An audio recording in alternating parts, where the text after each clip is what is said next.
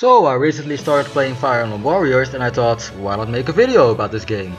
It's pretty much the same as my list of Zelda Breath of the Wild. I'll tell you the 5 things I loved about the game and the 5 things I hated about it. A few things to keep in mind. The only Dynasty Warrior-like game I've played up until now is Hyrule Warriors, and my only Fire Emblem games are Fire Emblem Fates, Birthright and Conquest, and Fire Emblem Heroes, if that counts. Also, there won't be that many spoilers in the video.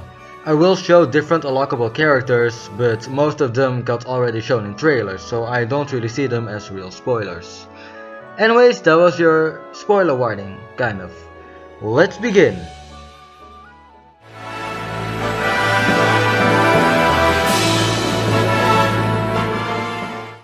Even if I've only played 2 real Fire Emblem games, I'm still a pretty big fan of the series.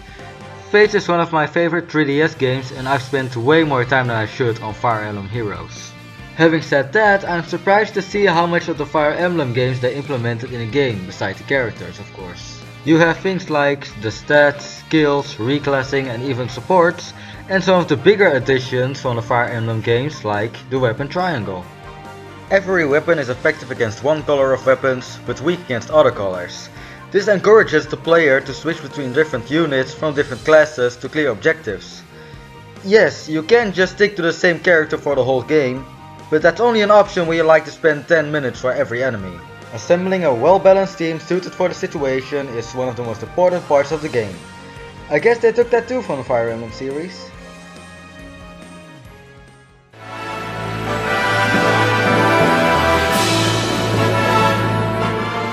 If you played Hyrule Warriors before, then let me ask you this. How many times did it feel like you were the only one doing something in your entire army? It happened a lot, right? Well, that problem is gone now, since in this game you can give orders to your allies. Now they can finally stop being deadweight and you can use them to take bases while you are busy on the other side of the map. I noticed that my allies actually did what I told them to do. If you choose the right person for the right task, your army can keep taking bases and defeating enemy commanders. It feels good to be able to finally count on your allies.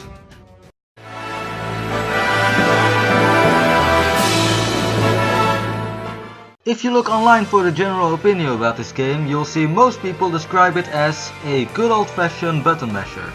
This can be viewed as a positive or a negative aspect of the game. It is definitely a plus for me. The Dynasty Warrior games are easy to learn but take some actual effort to understand. Once you've learned when to use what attacks, you can cut through countless amounts of enemies and dominate over the battlefield. It actually reminds me a lot of Smash Bros. It's easy to pick up but hard to truly master. Maybe that's why I have trouble putting this game down.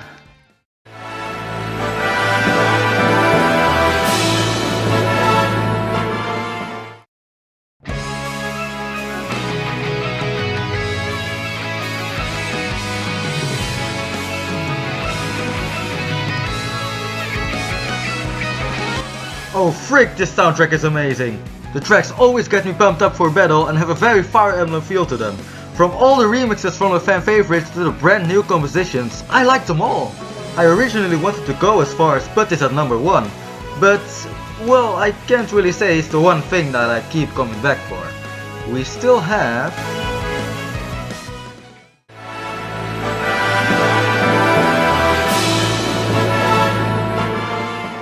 History mode retells important events in the Fire Emblem series. And I literally couldn't care less about that. The reason I keep coming back is for the unique battles this mode has to offer. If it was just that simplistic battle system with all generic battles, it would have been really boring. Luckily we have a bunch of different objectives, like defeat the enemies, take over the forts, clear the battles in time or defeat as many enemies as you can, just to name a few of them. Some battles have restrictions if you want an even greater challenge. They even added arena battles where you can get more gold for the number of rounds you keep fighting. History mode has so much to offer, it's easily my favorite thing to do in the game. Now for the negative part about this list.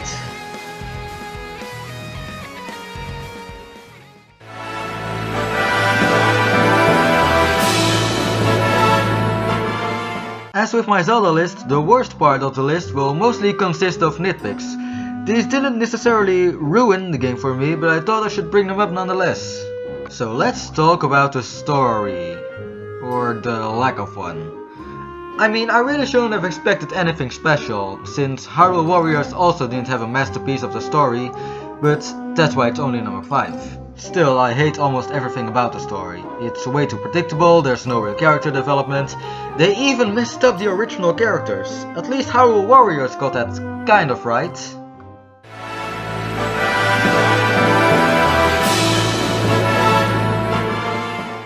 Now that I am comparing the two games, let's talk about another thing that Hyrule Warriors did way better than the Fire Emblem version.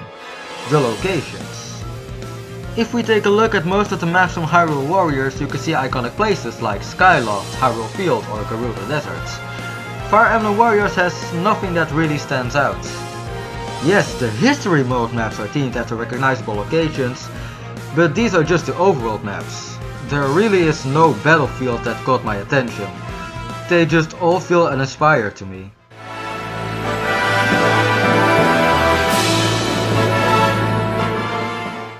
The order system might be great and all, but I think I found one major issue on it. It apparently resets after you get a game over in a fight. Sure, getting a game over shouldn't be encouraged, but why is it so hard to keep the original plans? I already gave everyone the orders before the battle began, so why do I have to do it all over again? It just feels like I'm wasting my time by doing this.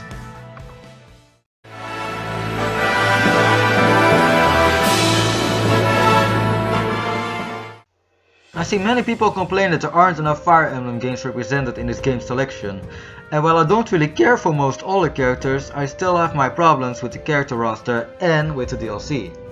So some characters like Oboro, Niles, Owain and Navarre are already in the game, but only as allies, you can't control them. You have to pay DLC to play as them, even though everything to make them playable is already in the game. And there's also Azura. Apparently she would have been in the game, but then she got cut out because there were too many Fates characters. First of all, if you already have so many Fates characters, then one more wouldn't make much of a difference, would it?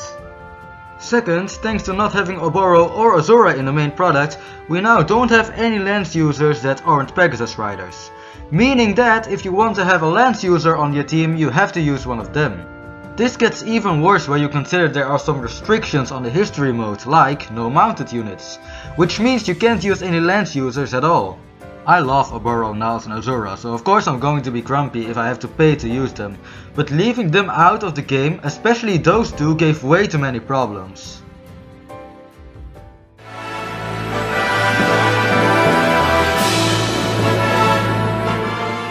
See this? Imagine you keep doing this over and over again for 15 minutes per mission. See the problem? Hyrule Warriors actually had the exact same problem of the game getting still after a long time. And I can't even blame the developers for this one. It's just a problem that comes with the whole Dynasty Warrior style. It's definitely satisfying slashing through all these enemies, but I'd rather play in short bursts so the game doesn't get too still for me. That's the biggest reason why this game is perfect for the Switch.